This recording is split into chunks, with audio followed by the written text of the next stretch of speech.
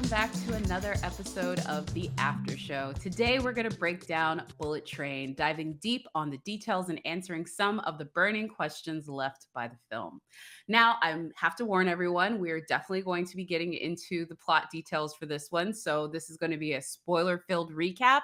If you haven't seen the film, I suggest you turn it off now, save it wherever you can, and come back. You've been warned. Hi. There's a gun on. Shh, run. It's the quiet car. Gotta use your small inside voice in here, son. There's a gun. Jumping into it today, I'm joined with one of my favorite folks to talk movies with. This is Coy Jandreau. He's a host, pundit, and comic book historian. Coy, sir, this is not technically within what I normally talk to you about. There's not as many capes in this one. There's a few, actually, though. There are capes. But this is a great one. Glad to have you back. Yeah, and this is very much a comic vein movie, so I'm glad to be here because I love movies and I rarely get to venture out of the capes and cowls, so it's nice to be here. Yeah, exactly. And I will say, to your point, we're not venturing too far from it. But let's go ahead and jump right into where the film stands as far as reception. Currently, right now, it is 54% rated on the tomato meter by critics, and it has an audience score of 78%. So rotten by critics, pretty fresh by the audience standpoint, but not as high as you typically see with audience scores. The critics' consensus is Bullet Train's colorful cast and high-speed action are almost enough to keep things going after the story runs out of track. All right, Coy, what do you think? Who are you aligned with on this one, critics or the audience? So were this a Rotten Tomatoes is wrong, I would definitely be arguing for the audience, and I think it's just a slight worldview shift in that sentence. Even it's just enough to keep me going. It wasn't a home run, but it definitely ran some bases. I went into this wanting, much like Gray Man, an action comedy thriller like I enjoyed in the 90s. I wanted a movie that I would wander into Blockbuster, see a shiny cover, walk out, throw it in, and go, haha. I didn't want a lot more than that, and I definitely got that. I really enjoyed that it didn't tie to other things, but it also gave me this sense of world building. I enjoyed that it was a giant cast of characters that felt like some messed up Ocean's 11. And I really liked that I didn't have to have a lot going on intellectually to enjoy some of those moments, but I also didn't feel dumber for enjoying it. Sometimes movies are like actively insulting and I'm still like, this was great, but oh no, I'm lesser for enjoying it. I didn't feel any of those things, but I definitely felt like it captured the spirit of that 90s action thriller I wanted. Yeah, maybe because like there was a time. And in fact, I would say there's even that time is still now that I lived for every like caper movie that either Matthew Vaughn or Guy Ritchie or the combination of the two of those together. I felt they were like Lawrence Bender and Quentin Tarantino. They were just like going to be a producing, directing partner that just kept ringing this bell for decades to come. And then eventually Vaughn became a director on his own. And I also thought he was going to ring those bells. And so like, this movie is meant for me in the sense of I love this genre of filmmaking. I love the sort of tongue in cheek and like I get it. 30 million at the domestic, 62 million worldwide. I think audiences for the most part are about it, but I don't know, man. This is one of those ones where I'm like, if you're gonna serve me, it's sort of like a cover song. If you're gonna cover a very popular song like Jolene, something that Dolly Parton did, and many people have like tried to like do a different way. If you're gonna do it, you better bring the fire. I agree with that, and that's a great way to look at it too. It is a Guy Ritchie cover, and David Leitch is a different, generally to me, type of director than Guy Ritchie. I think what Guy Ritchie manages to do, especially like I really love The Gentleman. I think The Gentleman doesn't get enough love. I put The Gentleman up there like with Snatch even. Like it's in my like number one spot. It kind of dances. But what I think that movie did really well was there was an undercurrent of really highbrow thought that is delivered in a fun lowbrow way. And I feel like this one tries to get some of those metaphors and allegories, and they don't really feel like anything. They feel like someone read something, whispered it to someone else, and then by the end of a long game of telephone, they're on screen. And I don't know whose fault that would be, but my thing was with David Leitch, he's such a good director visually, and he's such a good stunt director. I didn't mind that those things didn't land. And I think if someone else tried to Guy Ritchie, it would bother me more. It's like I wanted a peanut butter and jelly, and when I got a peanut butter and jam, it was okay. Slightly different texture, still had a good time. So it still gave me that salty sweet I wanted. It's so interesting you say that too, because David Leitch was part of the John Wick pair that actually made that film. It was weird the way that they actually had to label them. They were a directing sort of pair, and they worked with Keanu as a pair, and then they've sort of split off between David Leitch doing like the Deadpool universe and a lot, I would say, bigger action things, and Chad, I think, more sticking into that grittier, lower budget indie action film. And I think as we sort of break down the film and really discuss why I liked and didn't, is because of those two particular different styles. Like, I think that for what David Leitch had to play with, which included, in addition to a pretty all-star cast of Brad and Sandra, Aaron Taylor Johnson, Brian Tyree Henry, who also doesn't just choose random crazy things to do. He's a pretty, I think, selective actor as well as far as the roles that he chooses. All of them come together, and the best we can get is, to me personally, I think Rock and Roller did it better. I can think of like 100 other one of these movies that did it better 10 years ago, and that's the problem I have with it. I get that it's fun. I'm not saying that it's not, but you still have Brad Pitt, Sandra Bullock, and then also, like, the other thing I look at it is like, if you can command a Ryan Reynolds and Channing Tatum cameo for your movie, can you at least give them more to do than what we had them do in this, which is basically the gag of like, oh, they show up and give little to nothing. Look at Channing Tatum's cameo in This Is the End and compare it to this. What's interesting to me is it feels like they did a Lost City like sister film, and that one did that thing better. Like, I think Lost City did the cameo with purpose better than this one that did a cameo without purpose.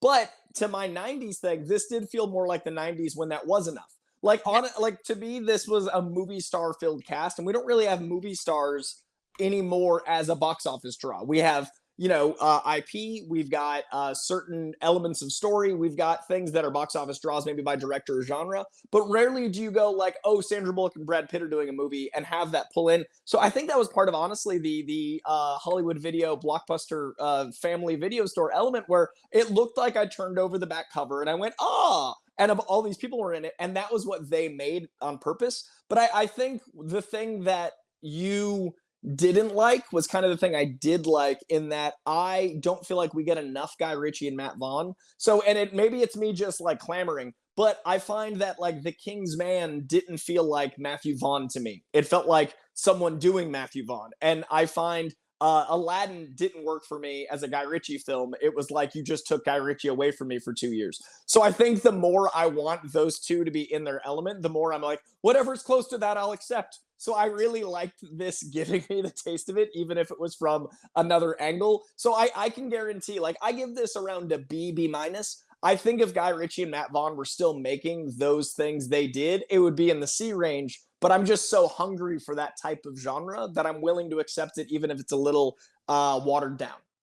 Yeah, I will agree with you on the watered down. What I think is interesting is the Guy Ritchies and the Matthew Vaughns, the people that brought you Layer Cake and Snatch, say what you will to about either of those films, there was a story through line that was anchored by these incredible cast of characters. Like, yes, I get it. It's funny to make the Fuji bottle be a through line throughout the story, and the whole tangerine, oranges, all of those things were cute and clever, but there's nothing compared to the like literal through line of the dog in Snatch, or like looking at, you know, the careful way they weave that we don't know who the lead character is in something like Layer Cake. Like, these, what I would say, much more careful aspects of story are what I found lacking in this one. It's just like they knew the movie was all style, no substance, and they didn't care anything about making that any better because they had Brad Pitt and all of the other folks that come along with it, which I will say, of everything that I didn't dig with, there's certain people in this movie, even if I didn't even dig what they were doing in this movie compared to other work, I was like, y'all are having fun doing it, and I enjoyed watching you do it. And I would say Brad Pitt is not at the top of my list for that, but he is definitely, like, he just seems like he is just living in his newly divorced dad juices. Like, I don't know what he's on, but he's having fun. One of the first things I said in my review was like, love it or hate it, everyone had a great time making it. Like, exactly. It seems to me like like Brad Pitt at the premiere, like just floating on air, wearing like that linen green suit and like twirling around. That felt like the dynamic on set. Like when you watch this movie, it's like Brian Tyree Henry and Aaron Taylor Johnson got to bro out and become best friends. Brad Pitt got to do a lot of Brad Pitt-isms, but didn't have to do the insane, overbearing, dramatic work in between the Brad Pitt stuff. Like, you look at Brad Pitt's career, he's got like 80s heartthrob phase. He's got 90s indie darling leading up to the Fight Club 7 era. Then you've got like Brad Pitt movie star where he's like constantly eating and charming and schmoozing. But in each of those movies up until that point, you still have that dramatic scene to be like, this is why we paid him. To me, this movie was, what if we don't make Brad Pitt suffer through the emotional like through line and we let him instead do a few stunts with his old stunt double and just have a good time chewing on stuff, like whether it's scenery or food. And that to me was like enough to warrant, I'm really happy for everyone involved.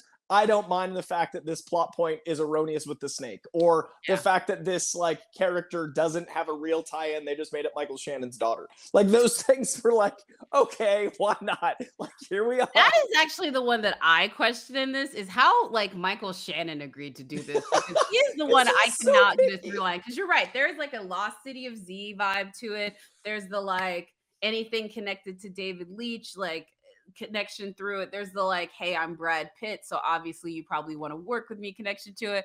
What did Michael Shannon need out of this? I'm like legitimately baffled. There is the whole movie is setting up the reveal, and like I'd forgotten he was in it, and I remember being excited for it, and they did a great job by making me forget. So the whole time, like, if they've already had Ryan Reynolds cameo, they've already had this great, I liked the Channing Tatum cameo. I thought it wasn't bad. I'm just saying for that, it could have been more. I think one more bit of it would have locked it in. I think it was like one like laugh too little. Like I wanted one more taste. And then it would have been great because I love the character and I love the evolution of even his two little beats. They were really funny to me. But the Michael Shannon was really funny because I was waiting. He took his mask off and I was more confused that I, as a film pundit, was unaware. And then I was like, did I know this? I think I know this. Is that Michael Shannon? Like, I doubted it was him because of how incredulous I was that he was in front of me. I mean, I wasn't incredulous about it, but I will say it was definitely one of those things where I'm like, something about this is just him doing whatever he feels. Like maybe he's friends with Leitch. Maybe he just wanted to work with Brad Pitt. I don't know. But honestly, if I'm being really honest, it might be the fact, honestly, I think I figured it out. Now I figured it out. Plan B, which is Brad Pitt's production company. This is what's so sad about this movie. The biggest thing we want to talk about is how people managed to sign up to do it. And that right there says enough about the film. The business of Bullet Train. Plan B is a production company I'd be willing to bet, in addition to starring in movies with like Plan B or like alongside, I'm sure I'm going to find the through line through Brad Pitt, and I just didn't clock it off the top of my head. Like there's somebody on Twitter that's going to see this and be like, they started a movie together or he produced this movie for him. So actually I take that back, but still, I don't care how many movies you produced. Let's keep it real. Like, I'm just impressed that they were able to pull like this together when they did. This was in the pandemic. This was, dealing with all those insane safety precautions. And there were a couple moments where I was like, oh, this is an isolated set. Like this train only has 2 people in the car because that's a safer thing for the actors to film. But overall, I really enjoyed the fact that this felt like a giant ensemble, not like something you had to make in isolation. But then as a film, consumer to this mass level, you can start to then piece together, oh, this is why. But I think the thing I was most impressed by was you've got this much of a stacked cast and the stunts felt largely practical. And I think that elevates it from that C to a B- for me as well, because I miss practical stunts, and David Leitch is a huge proponent of that. He's got 87 North here in LA, where it's like a stunt school. He's got a lot of stunt people that are always riding with him. And whether that worked tonally or not, when they do flashback scenes to like feudal Japan or samurai warriors or any of those things, me knowing those are real warriors with swords is always going to make me go like, oh, I'm invested. Whether it works or not, I'm at least into that level because I know it's going to be a real person doing a real stunt. And that weight, even when Brad Pitt's flying through a bullet train, like defying gravity and dodging stuff, having that be one of the first obvious CGI scenes, there's obviously CGI integrated throughout this film, but that was one of the first visuals that like felt like it couldn't be real. I was like, oh, how nice that we're this deep in a 2 hour and 20-minute film. And this is the first time my brain's like, CG. It was refreshing. Yeah. I will say this. It's refreshing. I'm not going to pretend that it isn't. With the practicality of it, the realism of it.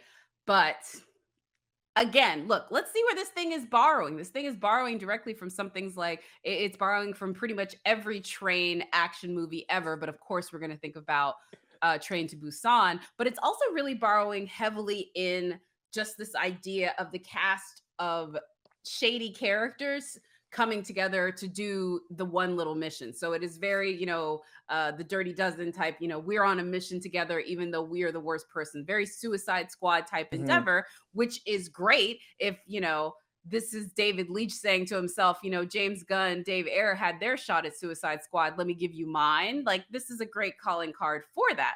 However, I will just go back to it. Even Brian Tyree Henry, who was one of my favorite performances throughout this, and it was so great, I still don't feel like this is something where I'm saying to myself, yeah, that's what I needed to see from him on The Flavor, because what did he actually do besides come through with a series of like what I like to consider funny TikTok skits of action things. Now, granted, they're like great. They're like great. So great, but they're really like these like very elaborate, very splashy action scenes that have no connective tissue or emotional resonance. The most emotional resonant moment from this literally came courtesy of a joke at the end with oranges. And there is a girl on a train trying to murder her father. Like, this is a lot. You know what I'm saying? I definitely think the style over substance when it comes to, again, the Brad Pitt of it all. Brad Pitt didn't have to do that emotional through line. Neither did Brian Tyree Henry, neither did Aaron Taylor Johnson. And these are great actors. Everyone in this is a powerhouse. Everyone in this would be headlining any other movie. But since the ensemble's so big, like literally pull one of these people out, put them on a poster. They're the poster. That said, I can't describe anyone's emotional journey, and yet I walked out smiling. So I know the style was 110% to make up for the 30% emotional resonance. And I don't know if as, me at a certain age am okay with that, because when these movies were coming out in the 90s, I was 7. Like, I don't know if it's like a muscle memory to nostalgia, or if it's just I consider this genre a thinner genre. But we keep referencing Guy Ritchie, and I do think that he does this genre, but with the emotional resonance he doesn't get credit for. And I think that's what separates this film from the things it's pulling from. Yes. No, I don't disagree with you on that in any way, shape, or form on that part of it. But I would still just push back on the fact that, like, it is Guy Ritchie-esque, but Guy Ritchie got accused of being a copy of Quentin Tarantino. And in all honesty, putting Bullet Train at the end of them, it's maybe like a multiplicity type situation where the copy of the copy is not a threat. Yeah. But I would just say that's only if you're robbing the style. Because when you look at the like plotting, character development, and I would say richness of Quentin Tarantino's movies, yeah, you could maybe say that Guy Ritchie is making that copy, and so it is weaker, but the distance from point A to point B is like much further when you're talking about the plot character side on Guy Ritchie. And so really, I don't even put him as a comparison of Quentin Tarantino. Literally, it is a copy of Guy Ritchie, and it is a copy of Guy Ritchie 15 years later with people, for the most part, who could have starred in a Guy Ritchie movie. And in fact, in the case of Aaron Taylor Johnson, by extension, he kind of did. And so I'm like, if you're literally making a movie that is 2 years late, starring people that could have starred in this the first time around, and in a lot of cases, obviously did as well with Brad Pitt, at least do it better.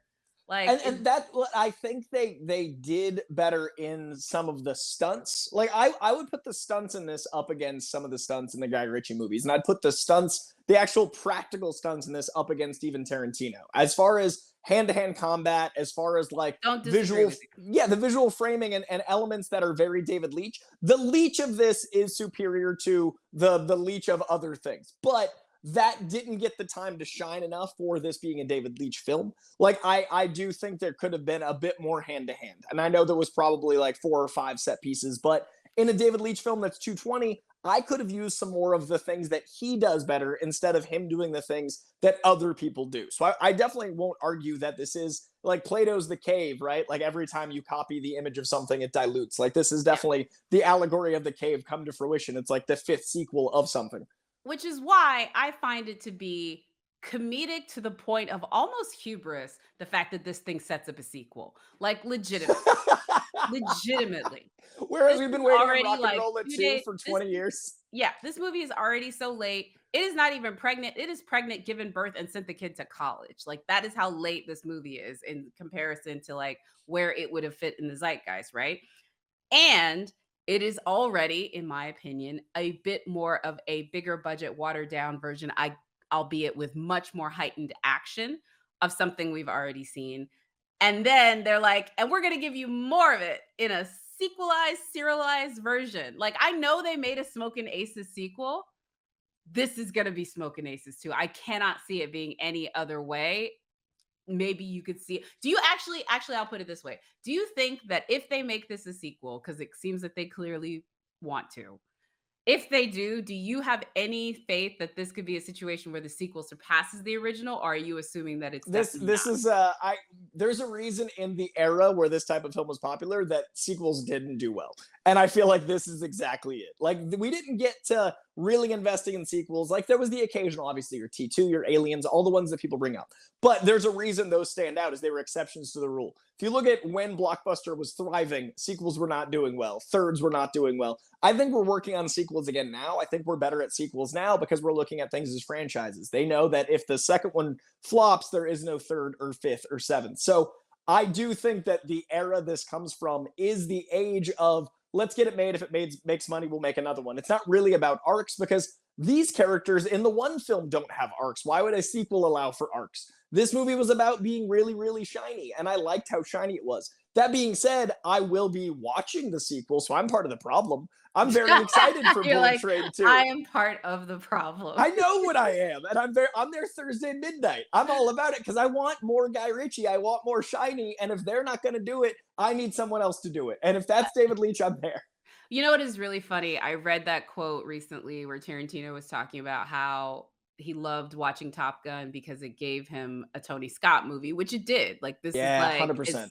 Just absolutely in the vein of everything that Tony Scott did and could create. But what I think is even more interesting about it is this is kind of like that. And so I'm actually going to say this. I don't know who gets involved in the sequel to Bullet Train, but if it has any chance of being good, they can only make it good if they Creed this thing. Meaning, David Leitch is literally like of the same age of Guy Ritchie. The only way to actually do something different and really like expand the genre is to give it to somebody who has a perspective on it that has never, ever, ever been seen and give them that. That's what they did with Creed and Rocky. So it was like, we're going to give you a Rocky movie, but we're going to give you from a perspective that you're so not even going to recognize that you're not even going to clock. It's still just a Rocky movie because it's going to feel so different.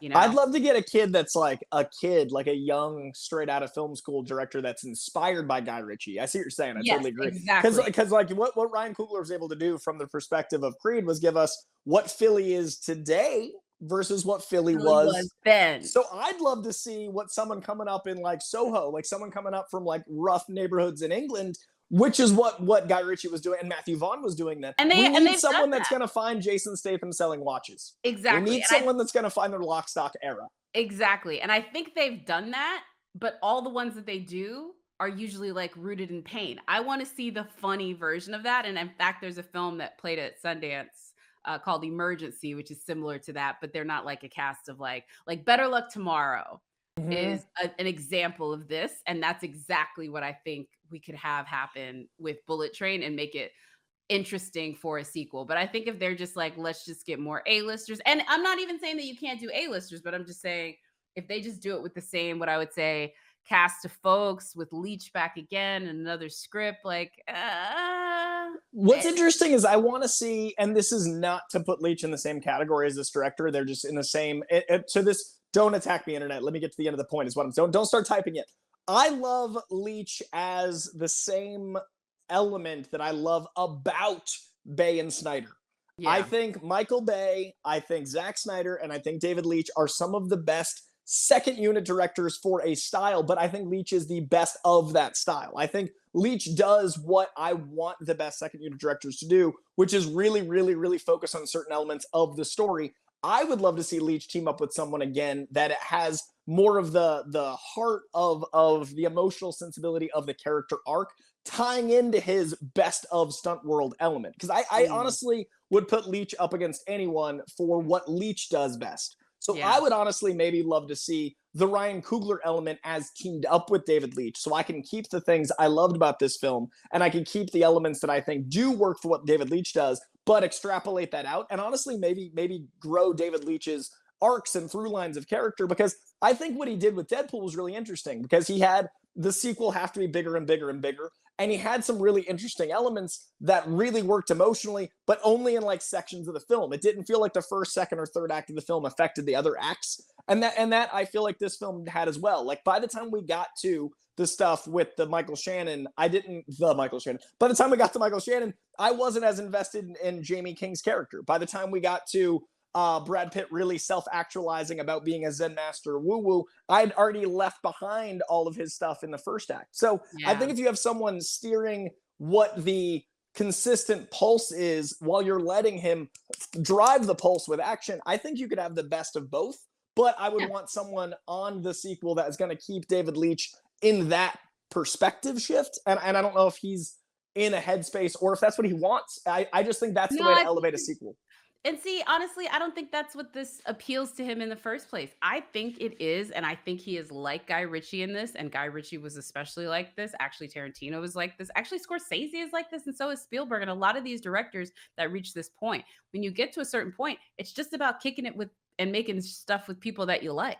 Like he's definitely Adam Sandler in here. Yeah, like Adam Sandler. That's exactly the way to put it. It is really just this idea of, hey, this are the people I like to kick it with. We're going to go make a movie in Hawaii. We're going to go make a movie in Budapest, and we're all going to have a good time. You're not going to get your rate, but we're going to have fun. We're going to put the right people under producers. So that way, hopefully, if we make enough in the box office, you guys get it on the other side. Let's go. And that's what they do. And honestly, I'm kind of like, I get it. Like this is, I always bring up food on Rotten Tomatoes. I don't know if it's called tomatoes, but food always comes to mind. But this to me feels like someone ate a really, really good sandwich once in, say, Italy. And then they came back to the States and they don't have the same ingredients, but they want to recreate that sandwich. And that sandwich is very good because they're also a great sandwich artist and you're having a good time, but you're aware of the original sandwich while you're eating it. What I would love is if David Leitch embraced what made his sandwiches better, and then maybe someone brought in some of their own toppings. But I really want a uniquely David Leitch sandwich again. And I feel like as long as directors like Guy Ritchie are doing blockbusters like Aladdin, or Matthew Vaughn is doing, World War I/Kingsman movies, we keep diluting these sandwiches. And I would really like to go, when I choose this sandwich, to be at that place, not this weird hodgepodge. And I think that's what's actually affecting me about these franchise films is when you go watch Doctor Strange and it's a Sam Raimi film, that appeases the Sam Raimi people so much more than a half MCU, half Sam Raimi film, but it doesn't fit in the MCU. So what's tricky is that MCU is the chain restaurant that doesn't really allow for how spicy this sandwich is. But at the same time, that's what people are going for.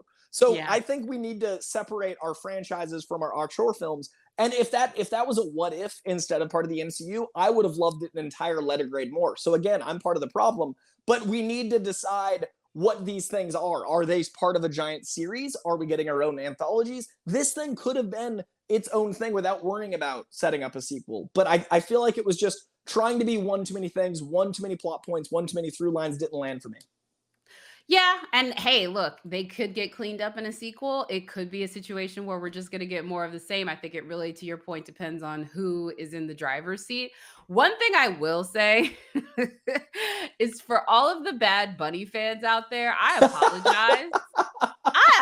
This was such a Cardi B and Hustler situation, and it made me so mad for those people, because now more than anything, like, I believe we are back in the, like, you remember, like, one of my friends just tweeted that they're watching That Thing You Do, but the thing I remember about that movie is they like go and have like a day where they film like on a movie set, and it's just because they have a hit record that they get to come and do that. that is what it's like seeing Bad Bunny in a movie like this. Like, he does a good job. He obviously learned some stunts for this, Yeah. and like gets really physically into it. So I'm not trying to say he just showed up for a check, but like, he should be in the movie longer than that. You know what I mean? He's actually one of the people that I highlight that moment as when Leach was full Leach. Like, that's actually one of those moments I pull out as, this is what I wanted more of. I wanted David Leach choreographing a stunt scene in a confined space with two actors that are like very well versed, apparently. Like, I don't know Bad Bunny, but two actors that are very well versed physically, because you know Brad Pitt's been doing stunts longer than I've been alive. So like, he knows how to, you know, one, tag in a stunt double, but two, he knows how to move in the frame and make sure it feels fluid. So that to me is the benefit of hiring someone that went from being a stunt guy to a stunt coordinator, now a stunt director.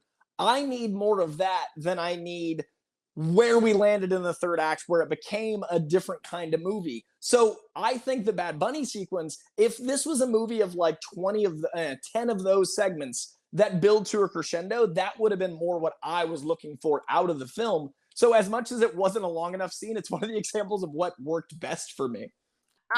It's so crazy too that it's kind of taken us this long to even start talking about Bad Bunny. We haven't even talked about so many of the cast of folks that are a part of this, including Zazie Beetz, who also had a very, like, I would say scene stealing moment, a scene stealing scene. And so, yeah, do you talk about that moment for folks that, you know, like got to see it, but exactly why it's so incredible to see the star from Atlanta and also Deadpool. So it's not like this is her first time in it, but really pushing the envelope on what she can do physically. This is definitely Lost City meets Atlanta, and I'm not mad at it. If it had a Donald Glover cameo, would have been perfect. Even if it's just waiting outside the train, you get off the train, there's Childish, and then you get back on. But I think honestly, that's a great example of another scene that showcases what I love about this film. What kept this out of the C range into the B range for me is David Leitch. As much as we keep mentioning Guy Ritchie, David Leitch has this incredible style, this incredible eye, this incredible panache for using actors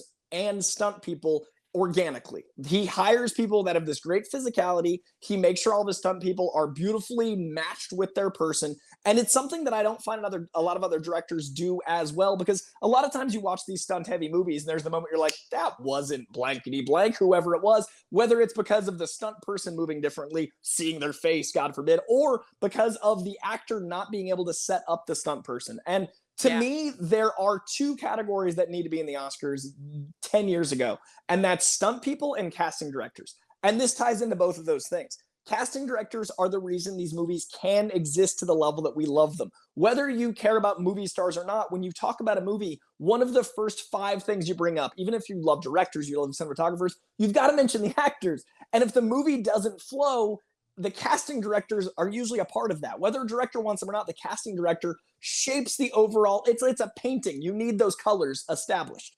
So the casting directors are so vital, but then right there with them, most movies we see in theaters are because of the spectacle. Most movies we see in theaters need to be something that can't be done as well on TV. What you can do really well on TV is tell incredible serialized content that deals with long emotional journeys and invest you long form into those characters. We didn't get a lot of that here, but it's not a TV show. It's a movie that needed stunts, that needed intensity. And this is a great example of why those two things need to be more highlighted in the industry. We need the stunt Oscar because none of these movies that make $1 billion would exist without stunt people. None of these movies that get sequels would really exist without stunt people. And what David Leitch is able to do is he's able to make you invest so much in the characters in 5 minutes that when a punch is thrown, you're invested in both parties. You're invested in the thrower and the receiver of that punch. You care about that punch landing twice because you don't want to feel for either one of them getting hurt. I immediately cared about Zazie Beetz. I immediately cared about Bad Bunny. So every time Brad Pitt was fighting them, there was a part of me because of the casting, because of the stunt people, that was like, oh no, don't win, Brad Pitt. Like, no one won because I cared about everyone. So that's something that I think that David Leitch does better than anyone right now, is action directing in the form of physical contact and connection. Michael Bay can have his spectacle, like he can have his drones and he can have his zooms and all those things. And you can have, Zack Snyder with his grandiose, everything is a god. David Leitch does the opposite. He invests you in the person. That way the big stunt feels personal. And I think the Zazie Beetz was that to a T. No, I don't disagree with you. And again, like I feel bad because people are going to be like, you didn't talk about, Masi Oka, you didn't talk about Hiroyuki. There's just so many folks. Logan Lerman. We have Percy Jackson popping in here with a barely I love there. scummy Logan Lerman. You know what I mean? They're like advertising Logan Lerman the movie, and he's like barely in it. Like his character is called the Sun. It doesn't even have a name. But again, to your point, I think that might be why everyone signs up to do it, is because I think some of these actors enjoy the idea of getting physical with it. And sometimes it's like, hey, is this going to be the right avenue to do it? Yeah, you have competent stunt professionals, but it's also what the director is setting up. And I feel like if you're going to do an action movie where maybe you're pushing yourself to a physical limit and really going further with what you're able to do, you should do it in the hands of someone like a David Leitch or Chad Stahelski from the other side of the John Wick partnership. And I think that's why they want to do it. We talk about, what you're emotionally invested in, and we talk about what your experience is. With, Creed, we talk about Ryan Coogler and what he's able to bring to an already established story. I think, honestly, what Leitch is able to bring is who better to know what frame's going to look perfect and what stunt is even physically possible than someone that's been on the other side of that camera, and then someone that's been training the last 10 years to go over here and know how to frame it, know how to shoot it, and then experiment. He's going to get to make a lot more bolder choices because he's already 7/10 of the way there. He's already lived up until that point. Can he push that last 30%? And I think what makes him so unique as a director is he's willing to push his stunt people to a certain level, and they're willing to go there for them because he's a stunt coordinator at heart that's lived it. Like, I don't trust some, like when you meet a chef, the skinny chef joke, like don't trust a skinny chef. Don't trust a stunt coordinator that's never been a stuntie. Don't trust a director that risked your life if they've never done it. He's one of the best to ever do it. So him behind the camera is really exciting for me as someone that I've done stunts. I've lived that side of it. And now I want to see more of that in movies. And I feel like he captures it better than anyone. And yeah, I want more of that in his films. And I hope that studios let him just make contained brawls. I want the Jet Li, Jackie Chan era to come back by way of him. And I think that I think there's a point in an actor's career where they go from, like, when you're an up and coming actor, you want to make a reel, right? You want to make, like, I got this dramatic scene, I got this stunt scene, this is me with this celebrity. I think there's a moment when you become a movie star, they're like, what do I want as a human being for my reel to be? Like, what do I want when I live my life and look back? I want to work with Brad Pitt, but I also want to do a stunt throwing Zazie Beetz around a train. Like, I think those are two things that coexist in Leitch movies. And honestly, the more I talk about this movie, the more I enjoy it. Like right now, I'm like, maybe is it a BB plus? But like, there's so much to it from that perspective that I love. I agree. Real quick though, just to give us some final thoughts, who was your favorite of the cast of characters, and who was one that you were like, I don't know why you're here? I'll at least go first with my favorite. I loved Brian Tyree Henry. Obviously, he got gifted some of the best jokes in the film, a lot of the emotional resonance. I loved everything that he did. What about you? I would have gone Brian Tyree Henry too, but for the sake of not having the same, because he's just like, he's everywhere. I think he's got that resume that shows his team and he have a 10-year plan. And this was a different thing for him. Like, I love that this is a different element to his repertoire. And also, he's not playing anywhere near the same type character. I really like that. I was watching Atlanta 2 days before I watched this, and I was like, that is not Paperboy. And it's good to see an actor in his first 10 years really feel the different elements of where he can go with his characterization, but also still feel like him. Like, he's a chameleon, but you still see some of the same colors in his work, which I always enjoy. I like that he's got like a thing about him.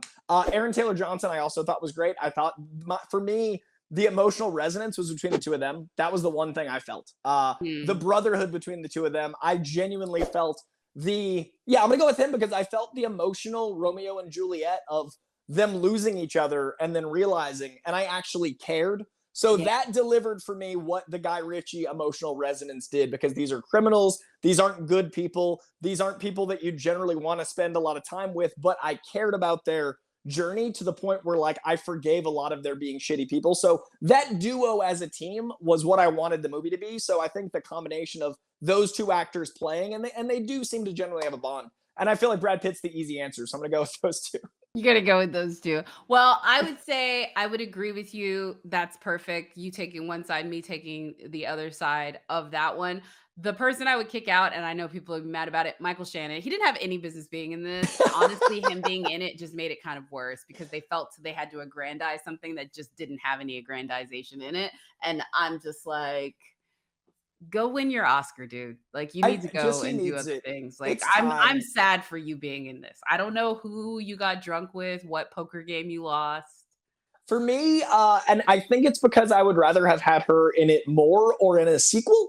I really wanted more of Karen. I forget her last name. Fukunaga. Yeah, Fukunaga. Yeah. Yeah. I really wanted more of her. So when she had the one scene or maybe two scenes, I felt like, and maybe it's because she's not a big of a movie star, but I'm so invested in her that I was like, but why are we just, there's more? She's incredible. Like she's good at stunts. She's an incredible actress. What she did in that one scene that was so much like, there was so much investment in her standing between Brad Pitt and Aaron Taylor Johnson. When she didn't come back, I was like, was it a cutscene? Like it was distracting that I was waiting for her to come back and she didn't. So I would rather her not be there. So I wasn't like, but bring her back. I love her. Yep, exactly.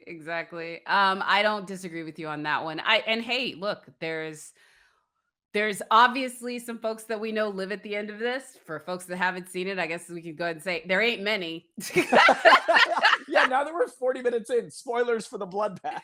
Yeah, like everybody dies. No, we've said some of the people that die, but yeah, there's like, there's only like 4-ish people walking into the sunset, 3-4-ish people walking into the sunset. So like, let's keep it real. We don't know exactly where this can go, but we didn't see her body, and this is as much a comic book movie as anything else, so that means she's alive. That's just comic book rules. That's what I'm saying. So I'm like, we don't know, and so I'm gonna hold out that hope for you, if nothing else, so that way we can maybe get that Bullet Train 2 starring her, and that's the starring her. Okay. She was the only one on the train. She was like Brad Pitt. She got tagged in. Someone else was supposed to work that day. She's a good friend. She wasn't supposed to be there. She's not corrupt. She survived this crazy attack, and she's like, I just need a vacation. I need to get out of here. She's on some remote area. You take it off a train, and then she has to escape that area via another bullet train and walks right into the same situation. Then it's the Brad Pitt bad luck, but through her, Bullet Train 2 starring Karen Fukunaga.